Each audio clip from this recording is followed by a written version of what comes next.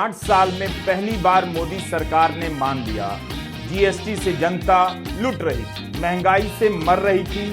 खबरें छप रही थी कि बचत दशकों में सबसे कम हो गई। आज जिन चीजों पर आपको राहत दी गई है, कल तक उसे क्या नाम दिया जाए? कोड़ा टैक्स कहा जाए या गब्बर सिंह टैक्स कहा जाए? 8 साल से जीएसटी के नाम पर वसूली हो रही थी, लोग करार है।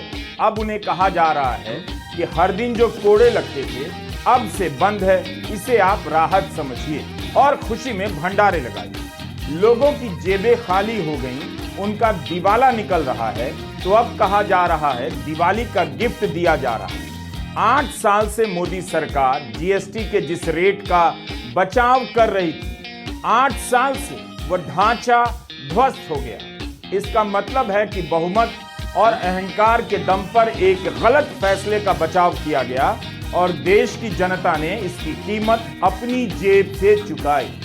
किस किस ने जीएसटी के पुराने स्लैब का बचाव किया?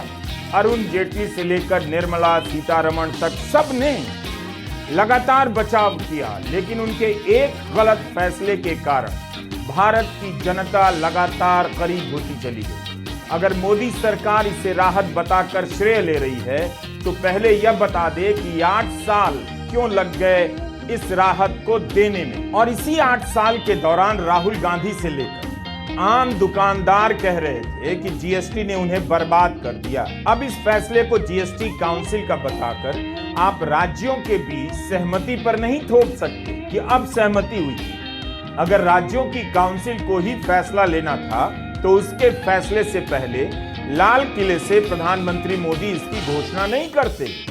जब भी कहा गया कि जीएसटी ज्यादा है, तो काउंसिल पर थोप दिया गया और काउंसिल इससे पहले फैसला ले प्रधानमंत्री मोदी लाल किले से देश को बता देते हैं। इसका मतलब यही हुआ कि फैसला उनके हाथ में था।